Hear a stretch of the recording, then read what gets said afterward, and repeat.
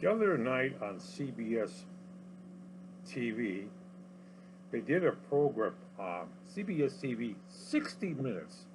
They did a program about the Russian cyber warfare attacking the United States outside of Hillary Clinton's computers they got access to. They also have been accessing or getting into all the power stations in the United States, all the oil refineries in the United States, all the banks in the United States, all the big industrial plants in the United States.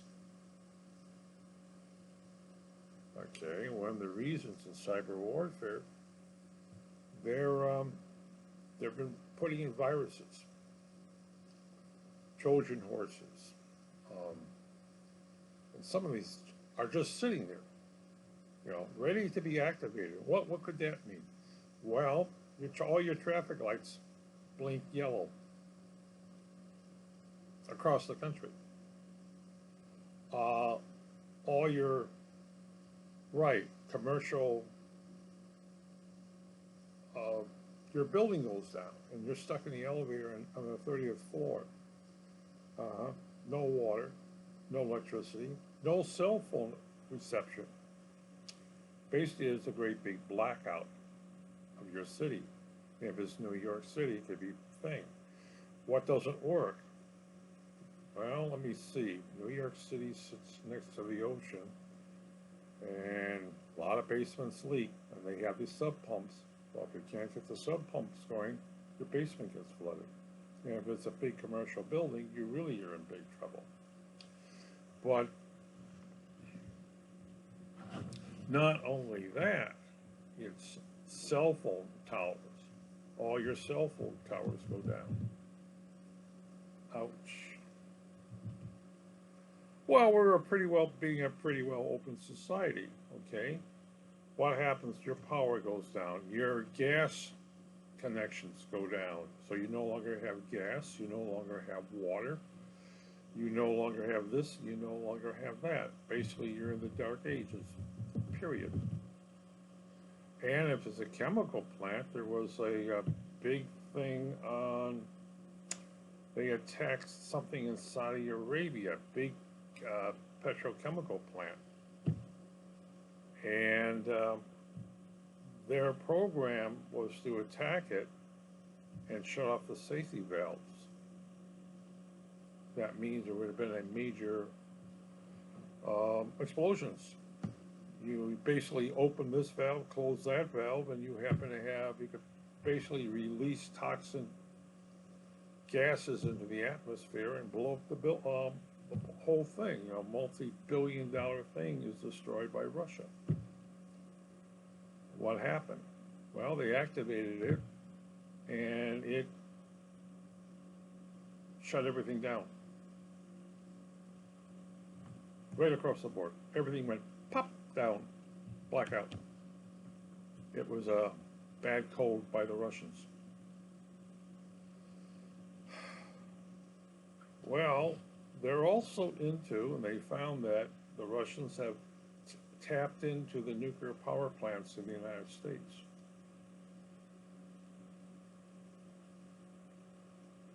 Yes. And that is, well, let me see, what could they do? Well, they could basically shut off all the cooling ponds in a nuclear power plant. They could have a meltdown. Just like that. Everything goes critical. Just like that. And since if you have a nuclear power plant within the 50 miles of where you live, you could be having its radioactive cloud all over you. And how would this get traced back to Russia? Well, Russia, China, Iran,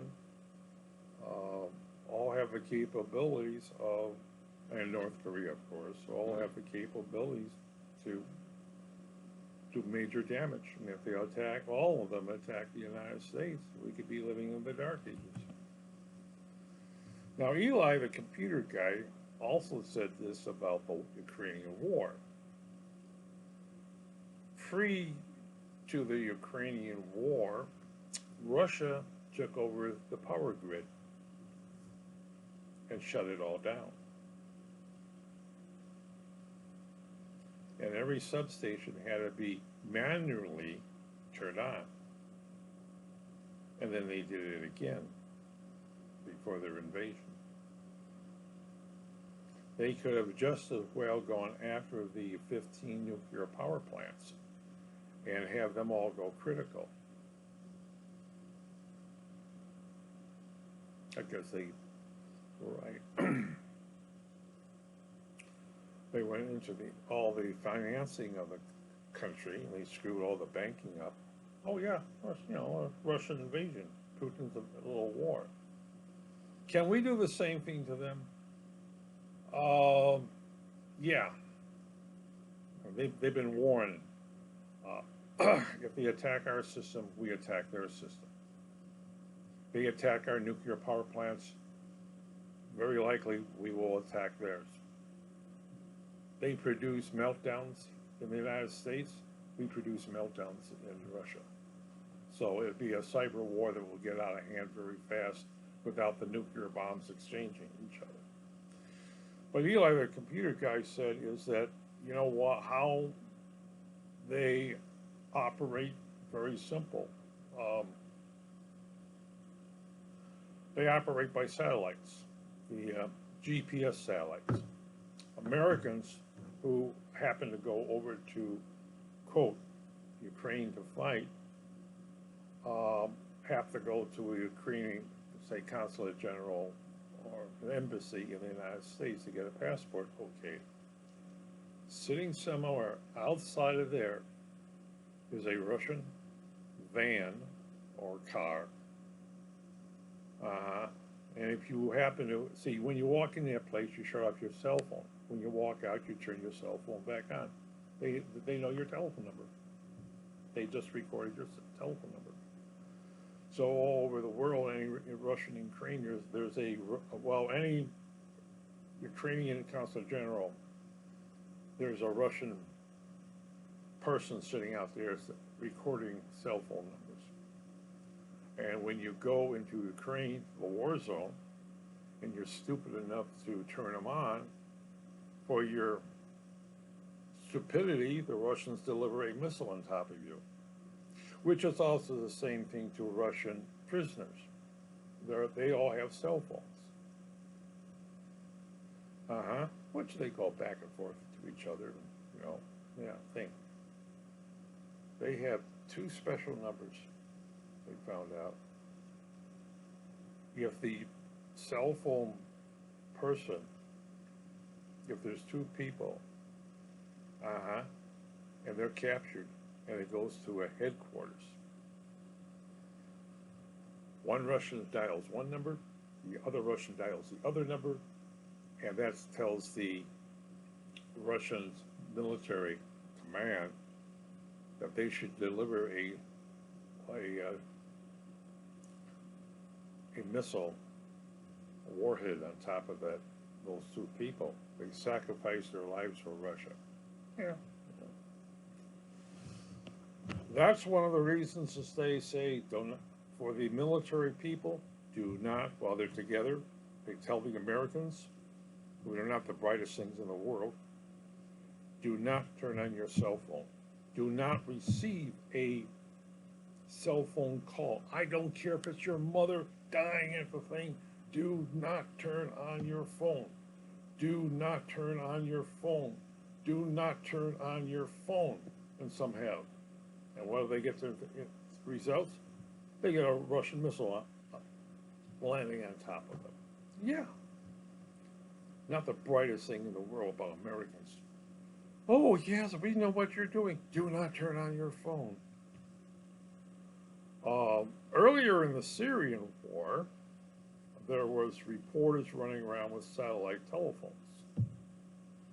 And in Syria, they pinpoint, the whole country is GPS pinpoint.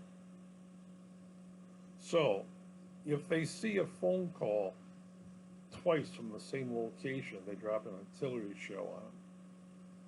or a missile.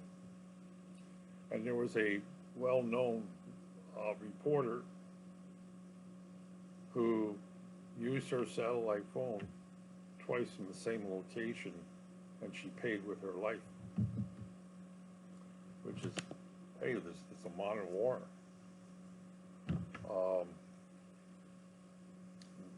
That's why the president of the country and this president of Ukraine does not make cell phone calls. And if he makes cell phone, if somebody reporter that wants to make a cell phone call or upload something, he does it outside of it. He does it 1,000 yards away from location. When they take prisoners, Russian prisoners, they immediately grab the cell phones. They search the prisoners very thoroughly, because I have you got the smartphones. Well, you have a small little thing just this big, and all the guy does is press a button, and it sends a signal. Okay, and you can, hey, guess who got captured? Wow, look at this. This is interesting. And then they get the second person who hits the cell phone, and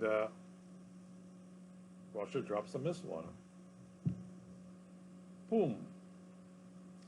Yes, it's a modern war. Of course, you get the foreigner journalists, people who get captured in that thing. How do they get captured? They turn their cell phones. You know, they get Brits and French and Germans. The Russians captured them as an enemy combatant. Even if they're in a Ukrainian uniform, that doesn't mean they can torture them, which Russians torture people. I mean, they're known to, oh, if you give us all the information, we will return you to your people. No, they shoot them. That's why all the Ukrainians are fighting till they're dead. If they have to throw rocks at the enemy, because they know they're all dead. There's no exchange of prisoners. Putin's going to kill every Ukraine he can put his hands on.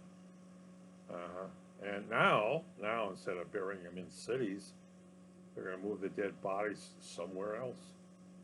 If they can get the Ukrainian army to surrender, they're going to march them out of the country, and as soon as they're inside Russia, they're going to shoot them.